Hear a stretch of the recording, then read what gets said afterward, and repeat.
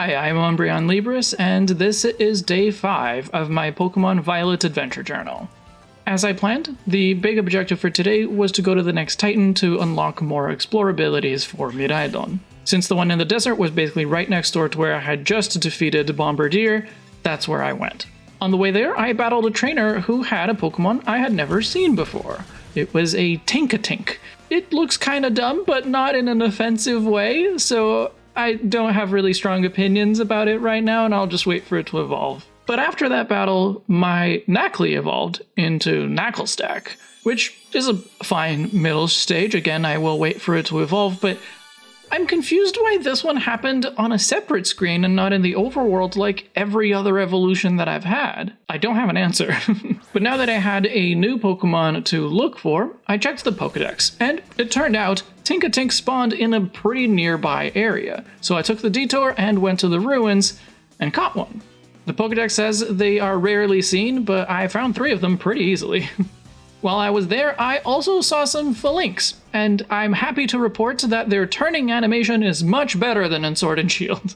Anyway, with that taken care of, I started making my way towards the desert again. My Pokemon were a little bit weak though, so instead of heading to the Pokemon Center first, I decided to stop for a picnic instead. And I took this opportunity to make a sandwich for the first time in the game. I've made plenty of sandwiches IRL. I made one sandwich with a recipe and one without.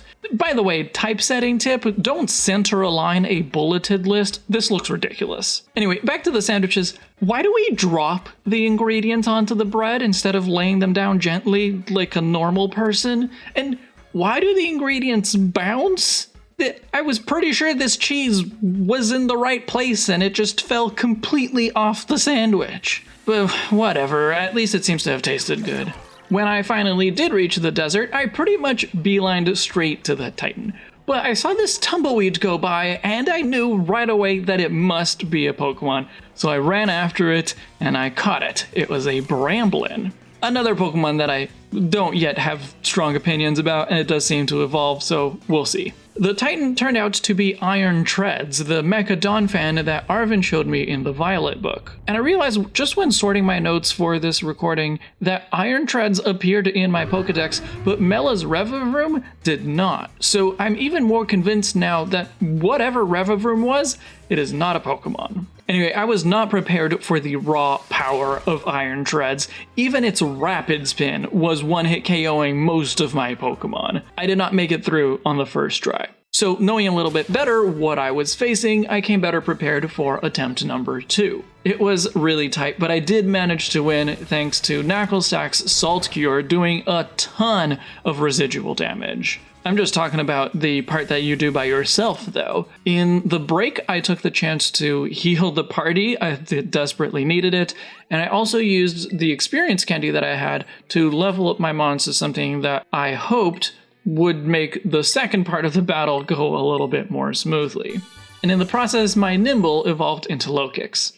When Arvin showed up for the second half of the battle, he sent out a Scovillain. I didn't get a really good look at it. I keep forgetting that I can actually change the angle of the camera during the battle, but it seems to have 2 pepper heads, so I'm excited for when my Capsicid evolves and I can really understand what it looks like. But the Scovillain was level 44. Arvin's Pokemon were not that strong just yesterday when we faced Bombardier.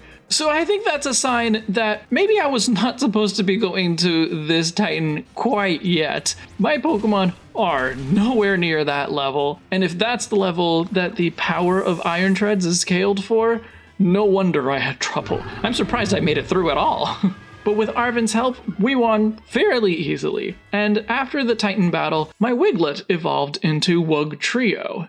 It's really not the kind of evolution that I was hoping for. It's basically just Dugtrio. I was really hoping that Wiglet would evolve into something more different, that like the first stage of Wiglet and Diglett look really similar, but the evolution is more clearly distinct, and that's just not the case. So it's a very disappointing Pokemon for me. As soon as Arvin and I walked into the cave to collect the Herba Mystica, I noticed there was an Ultra Ball on the floor. The whole thing was basically a dialogue cutscene though, so I couldn't investigate. It was even kind of funny that the Ultra Ball was just awkwardly sitting there during some of the more like emotional parts of the scene. So after all that was over, I wanted to go back in and see what that Ultra Ball was, but I couldn't even go into the cave? What? There doesn't seem to be any reason I can't go back in. I don't know why I didn't try it with the other ones, but why is this just a wall? I don't understand.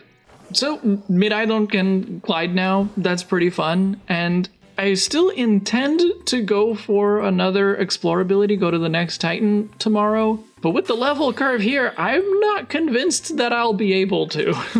We'll find out tomorrow. So thanks for listening, and I'll see you in the next chapter.